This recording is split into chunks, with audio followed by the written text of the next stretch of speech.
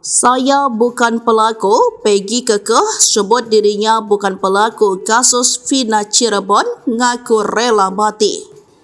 Sosok Peggy Setiawan alias Peron dimunculkan ke publik di Polda Jabar pada Minggu 26 Mei 2024. Di hadapan wartawan, Peggy terus mengaku tidak melakukan pembunuhan dan bukan pelaku. "Saya bukan pelaku, saya rela mati," seru Peggy. Peggy bahkan mengaku tidak pernah melarikan diri karena bukan pelaku pembunuhan.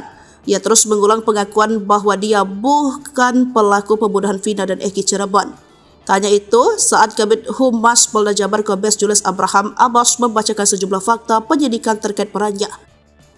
Peggy tertangkap terus menggelengkan kepala.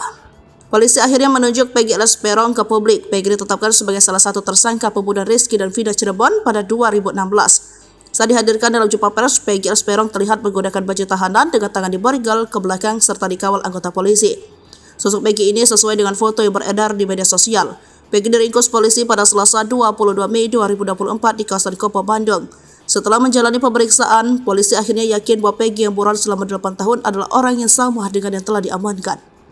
Direktur Kriminal Umum Polda Jabar Kombes Pol Surawan mengaku memiliki sejumlah bukti mulai dari kartu keluarga hingga surat-surat kendaraan Peggy.